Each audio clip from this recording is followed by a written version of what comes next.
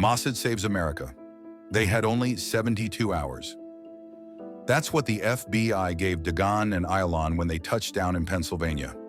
No names, no files, no security clearance. Only a whispered warning.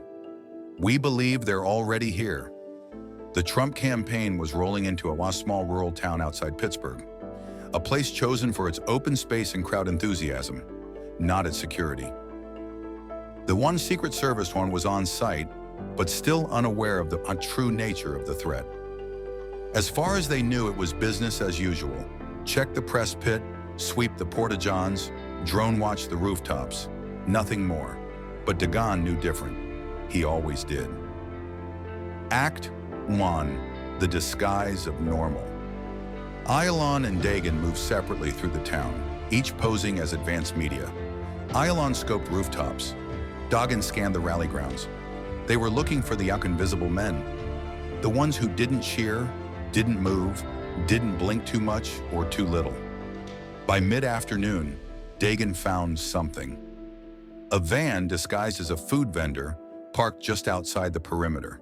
Inside, thermal imaging gear, unmarked black bags, foreign wiring. No one had entered the van since 5 a.m. until now. At 3:12 p.m., a man in jeans and a sheriff's hoodie stepped inside. Act 2. The cell unfolds. The FBI team intercepted the van. Too late. It was empty, cleared. Only one device remained. A facial recognition module with images of Trump, the stage, and his on-exit route. They weren't planning a hit on stage. They were planning it in as he left, when he was most vulnerable. These aren't suicide bombers, Ayalon said. They're specialists, precise, no fingerprints, no noise.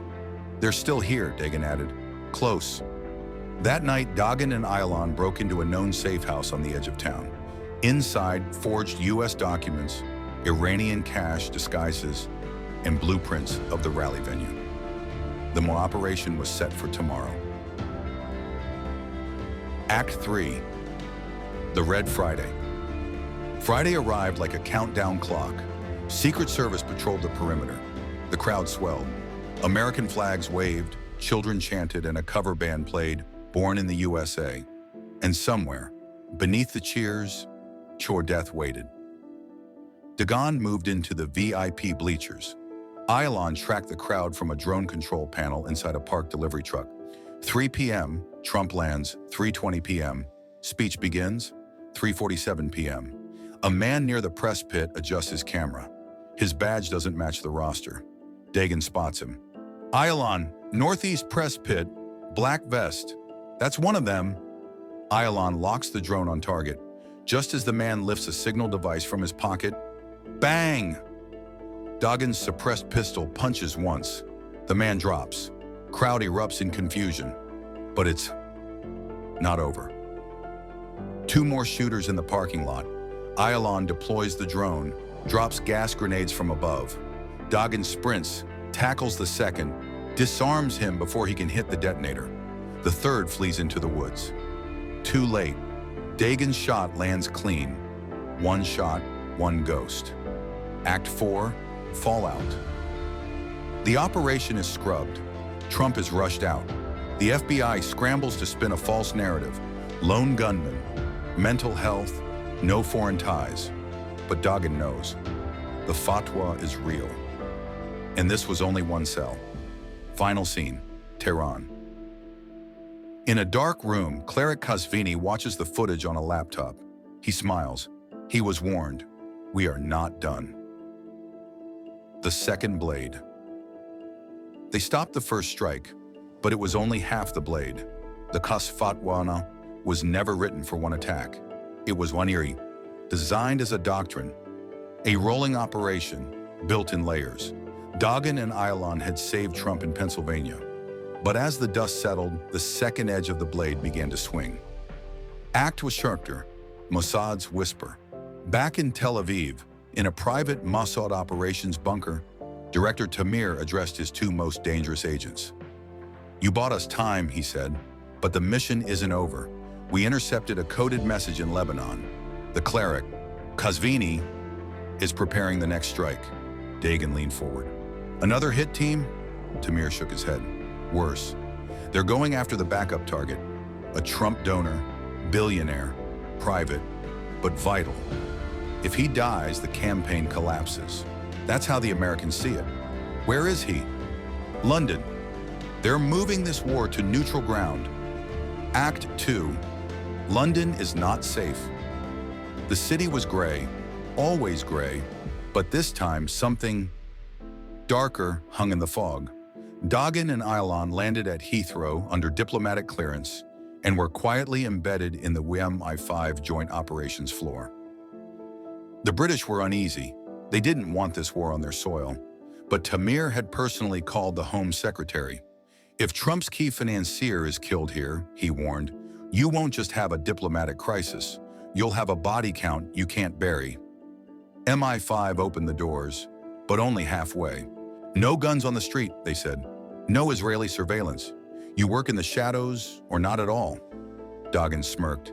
I am the shadow. Act 3, the silent auction. The target was David R. Halverson, a reclusive oil magnate with direct ties to Trump's super PAC. He was attending a private art auction in Kensington, one closed to press, guests vetted months in advance. But Dagan discovered one slip, a fake invite, forged in Damascus, held by a man known only as Karim. Karim wasn't on any agency's radar, but Mossad's internal database had flagged him once. In Aleppo, 2017, tied to Hezbollah training camps. The moment Dagan saw him, it clicked.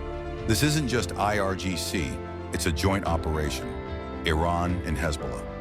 Act 4, the second blade drops. That night the auction began. Halverson arrived with 2 private guards. Karim stood near the sculpture exhibit. Dagan moved in from the mezzanine. Ayalon infiltrated the security camera loop. At 8:43 p.m., Karim moved toward the lobby. A waiter passed. A tray lifted. A pistol was under it. Custom, silenced, hidden in napkins. Dagan saw it too late. Karim raised the tray, aimed through the crowd. Fired once. Crack. But the bullet didn't hit Halverson, because Dagan had already moved. He tackled the billionaire from behind, rolling through a glass wall as the round struck the wall where Halverson's head had been. Chaos erupted. Guests screamed. Dagan got Halverson out the back. Ayalon chased Karim through the loading bay. And then came the twist. Karim wasn't running. He was buying time. A second shooter. Hidden in a security uniform, took position near the loading dock exit, ready for the real shot. But Dagan came out first. One shot, one throat, one fall. Act 5, the debrief. My 5 swept in, silenced the scene. Publicly, a fire code malfunction evacuated the event. Privately, the Brits told Tamir, never again. You bring war to London, we shut the door. Tamir said nothing, but Dagan's mind was already elsewhere. Kasvini had played this like a grandmaster. One blade in Pennsylvania, another in London. Both failed, but both cut deep.